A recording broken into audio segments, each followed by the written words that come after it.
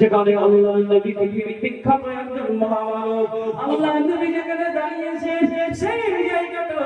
সোজা হয়ে গেছে আল্লাহ নবী যেখানে পারে গেছে সেই জায়গাটা আল্লাহ বিখ্যাত করে দিয়েছে আল্লাহ নবী দু জাহানের বাদশা মক্কা মদিনার জমিনে হাজার লাখ লাখ পাহাড় দেখা যায় জাবাল দেখা যায় বহু পাহাড় দেখা যায় কিন্তু না না না না না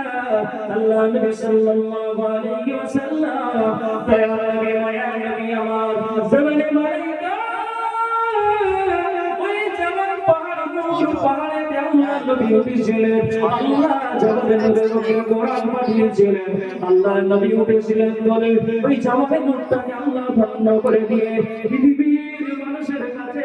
ওই জাবালের নূরটা মানুষের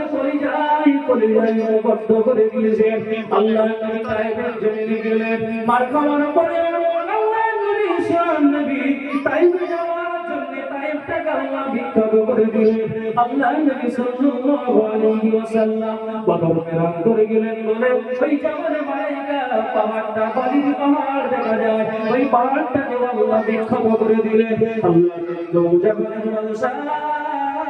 سيد المرسلين شافع المذنبين رحمة للعالمين الله نبي के पहाड़े विदाई भाषण दिएছিলেন বলে আল্লাহ হাবিব আল্লাহ রাসূল দু জাহানের বাদশা ওই পাহাড়ে উঠে তিনি ভাষণ দিয়েছিলেন বলে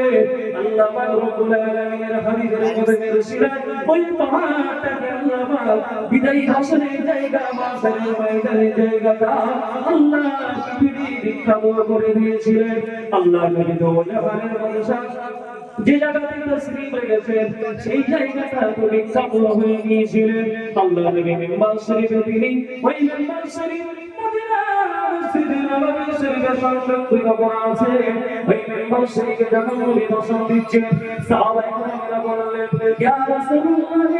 ইয়া হাবিবাল্লাহ মুসরাফির দুনিয়া ছেড়ে বিদায় নিয়ে চলে যাবে কে আমাদের বিচার করবে কে আমাদের খলিফার দায়িত্ব পালন করবে কে আমাদের নিয়ে বিচারের জায়গায় বসবে আল্লাহ নবী সাল্লাল্লাহু আলাইহি ওয়াসাল্লাম নূরের জবানে বলেছিলেন হে আমার সাহাবায়ে তোমরা চিন্তা করবে না বাবা আমি নবী মুহাম্মদ রাসূলুল্লাহ দুনিয়া ছেড়ে চলে যাওয়ার আগে আমি সেই রকম ভাবনা ভেবে রেখে দিয়েছি আমার কলিজার টুকরা সাহাবা বান্দা আয়েশা সাহাবা আমার নিজের কলিজার টুকরা রাজা আমার মক্কা থেকে মদিনায় পাড়ি দেওয়ার সঙ্গী সাথী আমার সকল সাথী হওয়ার পরেও আবু বকরকে আমি খলিফার দায়িত্ব দেব না তার কারণ হলো আমার আবু বকর হলো নরম দিলের মানুষ আমার আবু বকর হলো শান্ত মনের মানুষ আমার আবু বকর মক্কা মদিনার মানুষের কঠোর বিচার করতে পারবেন না ওই জন্য আমি আপনাদের কাছে তো বলে দিয়ে গেলাম আমার পরে